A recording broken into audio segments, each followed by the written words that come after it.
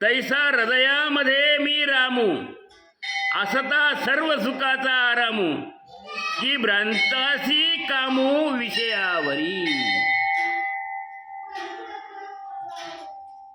तसं देव म्हणतात मी हृदयामध्ये आहे, पण माझी ओळख आहे का? तैसा हृदयामध्ये मी रामू, तसं हृदयात मी राम आहे.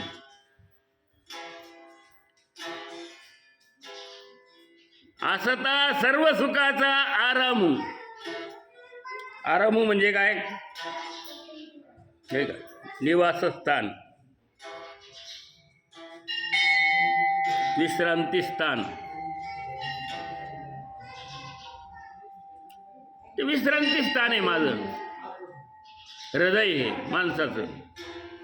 पण हृदयाच्या विश्रांती स्थानामध्ये मी असतानाही राम प्राण्याच्या हृदयातच आहे.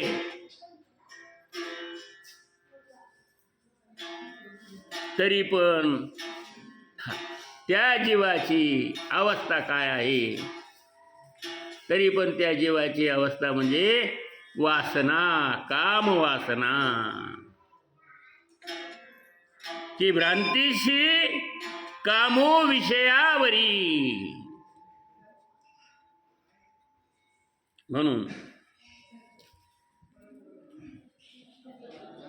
बहुमृगजळ देखोनी डोळा, थुंकीजे अमृताचा गिळिता गळाळा, तोडीला परिसू बांधिला गळा, शुक्तिका लाभे. शुक्तिका लाभे.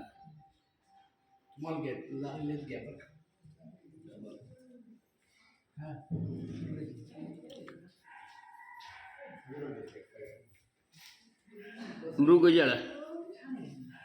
मृगजळ म्हणजे काय? जळ आणि मृगजळ. जळ म्हणजे पाणी आणि मृगजळ म्हणजे हरणाला दिसणारं प्राणी, पाणी. हरणाला दिसणारं पाणी. आपल्याला पाणी दिसतं आणि उन्हाळ्यामध्ये हरणाला पाणी दिसतं. काय लांब जर बघितलं त्याने त्याला तिकडं पाणी दिसतं, त्याला असं पाणी दिसतं. पण ते इथून तिथपर्यंत पळत जातं. तिथं गेल्यावर पाहतो तिथं पाण्याचा पत्ता नाही. पुन्हा मागं पाहतो, मागं पाहिलं तर पुन्हा आपण जिथं उभं होतो, जिथून पळत आलो तिथं त्याला पुन्हा पाणी दिसतं. ते पुन्हा तिथून पळत जातं तिथपर्यंत पाण्याच्या शोधासाठी. पण त्याला पाण्याचा शोध लागत नाही, पाणी सापडत नाही. पाणी दिसतं पण पाणी सापडतं का? नाही सापडत त्याला. ते इकडून तिकडं सारखं पळतच राहतं. दमतं दमतं पळून पळून आणि तीत मध्येच रस्त्यात मरून पडतं. हरी. मृगजळ म्हणजे हरणाला दिसणारं पाणी. म्हणून बहु मृगजळ देखोनी डोळा, थुंकीजे अमृताचा गिळता गळाळा, तोडीला परिसू बांधिला गळा, शुक्तिका लाभे. ऐक नाही. बरेच जण रामकृष्ण, बरेच जण मृगजळ डोळ्याने पाहून तोंडात असलेला अमृताचा घोट थुंकून टाकावा.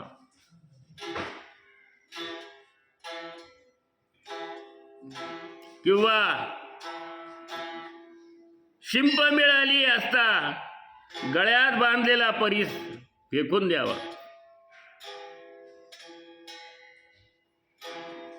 मृगजळ तिकडं पाहिलं आणि इकडं अमृताचा घोट घेतला.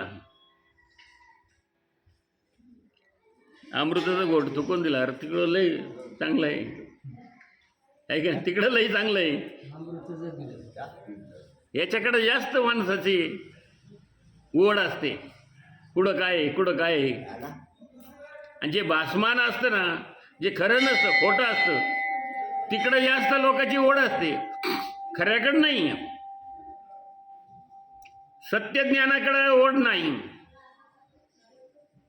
खोटं ज्ञान असेल त्या खोट्या ज्ञानाकडे जास्त ओढ आहे माणसाची.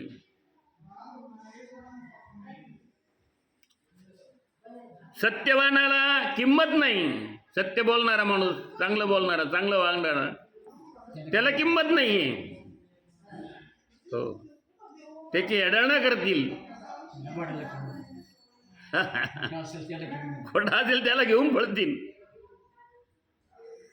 काय म्हणून तोंडात घेतलेल्या अमृताचा घोट फेकून दिला आणि त्या मृगजळाच्या मागे लागला. याचा अर्थ असा होतो की चांगल्या गोष्टी सोडून देऊन वाईट गोष्टीच्या मागे लागणारा, वाईट गोष्टीकडे पळणारा. जसं एखाद्याने गळ्यात परीस बांधलेला आहे, परीस आहे गळ्यामध्ये. परीसाचं काय होतंय? परीस सोन्याला जर लावला, लोखंडाला जर लावला तर त्याचं सोनं होतं परीसाचं, आहे का नाही? परीस मिळत नाही, पण त्याला मिळाला आणि गळ्यात बांधला आणि चालला नदीच्या कडेने रस्त्याने. त्याला शिंपला दिसला, तो इतकं चमक दिसतो. हो हो, काय दगड मी घातला गळ्यात, तो दगड त्याने परीस तोडून टाकला आणि तो शिंपला घातला. कोणतं श्रेष्ठ? हा, तो दगड जो होता परीस, तो श्रेष्ठ होता. तसं समाजाची अवस्था आहे. चांगली गोष्ट फेकून द्यायची बाजूला, बाजूला टाकून द्यायची. चांगलं ज्ञान टाकून द्यायचं बाजूला आणि खोटं जे ज्ञान आहे ते घेऊन पळायचं. त्याच्यात काही लाभ नाहीये, किंचित सुद्धा त्याला त्याच्यात काही फायदा होणार नाहीये. अशा ज्ञानाच्या मागं लागायचं. थोडक्यात ही माया आहे. माया ती त्याला तिकडं नेते, बाजूला आपोआपच नेते. चांगल्या गोष्टी सुचूनच देत नाही त्याला.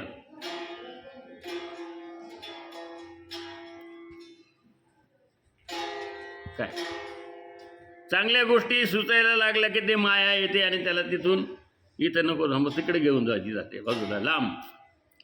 चांगल्या माणसाची संगती लाभू देत नाही. कोणतरी काहीतरी सांगणारा असतो, असं कर, तसं कर, अमकं कर, फलानं कर, असं हे होईन. तर चाललं तिकडं वाईट गोष्टी करायला प्रवृत्त झाला. पण चांगलं कर सांगणारे किती लोक आहेत? त्यांच्याकडे नाही जाणार. वाईट सांगणारे जास्त आहेत आणि त्याच्या बाजूला जास्त चालले. म्हणून हे जे काही जग आहे, या जगामध्ये माया पसरलेली आहे. ही सगळी सत्यवादी, सत्याच्या मागं जाणारे लोक आणि असत्याच्या मागं जाणाऱ्यांची संख्या, याच्यामध्ये फरक आहे. म्हणून सत्य ज्ञान जे आहे ते ज्ञान या ठिकाणी आहे. राजविद्या, राजगुह्य म्हणून राजविद्या आहे इथे. विद्येचा राजा सत्य ज्ञान, की ज्या ज्ञानानं मनुष्याच्या ठिकाणी शांती, समाधान निर्माण होईल. असं